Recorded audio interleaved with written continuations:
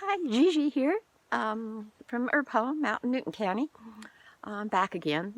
Um, One of the big issues for us is we are on a fixed budget, and so equipment. There are a lot of considerations about equipment. Oh, and there's so much out there now. I did the Appalachian Trail over Kelty and carried a lot of weight, but now there's so many options out there.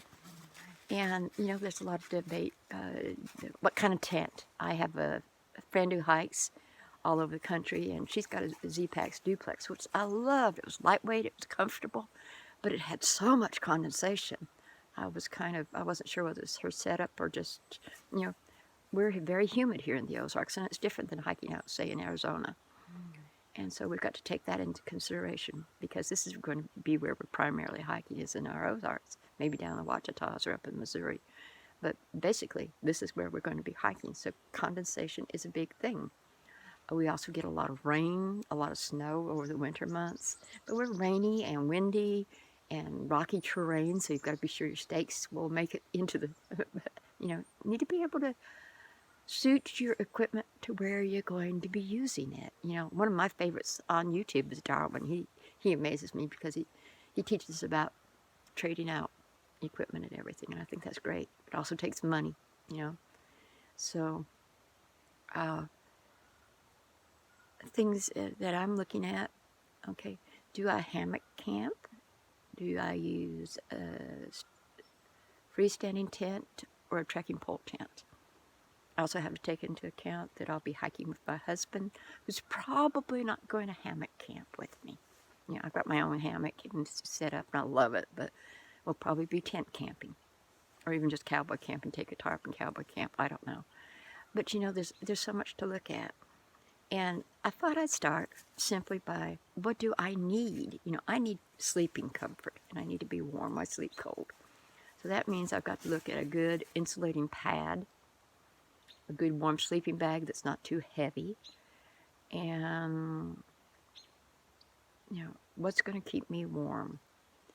And so I'm going to be looking at those things and debating about those. And I've got a inexpensive synthetic sleeping bag that I really like. It's an Ozark Trails, and it's very warm, and I haven't had any issues with it, but it's fairly heavy. So I think that'll be later on in the year, but for right now, I'll probably go with it.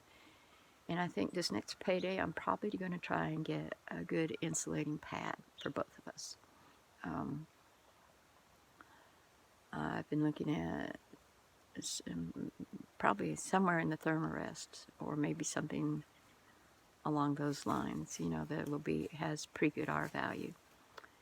And I've learned that R value is not comfort level, it's survival level. I think there are two different scales. I've got to read about that more. You might want to research that. But sleep system is about comfort and warmth. I'm old enough, I don't want to get out of bed with aching and hurting and cold. I'm going to get out of bed as comfortable as I can because that lets me do more miles. Shelter, I don't want things to be condensing. I don't want to listen to a lot of noise. A lot of lightweight tents are fairly noisy.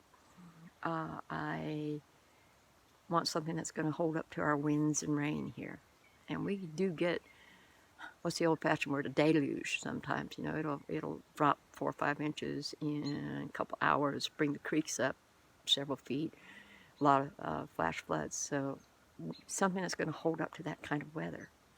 And yeah, it comes up suddenly unless you're really, really watching your weather.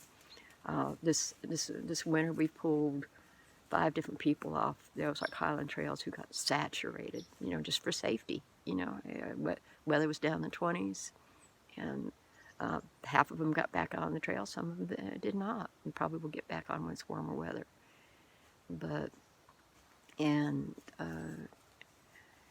Another thing to think about is your cook system.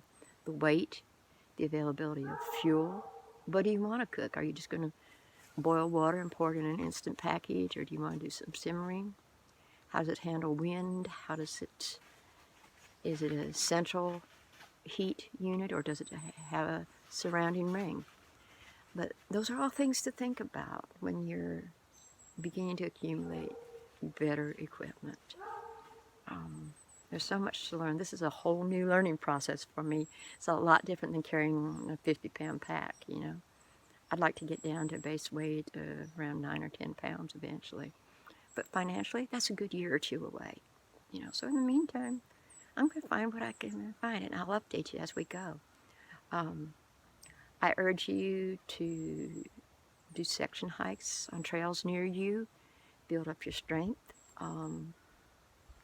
Look into hiking groups in your area. A lot of the towns here in Arkansas, for instance, have got great hiking groups. Those like Highland Trails has a large group where they usually keep it down to 10 people because of low impact hiking practice.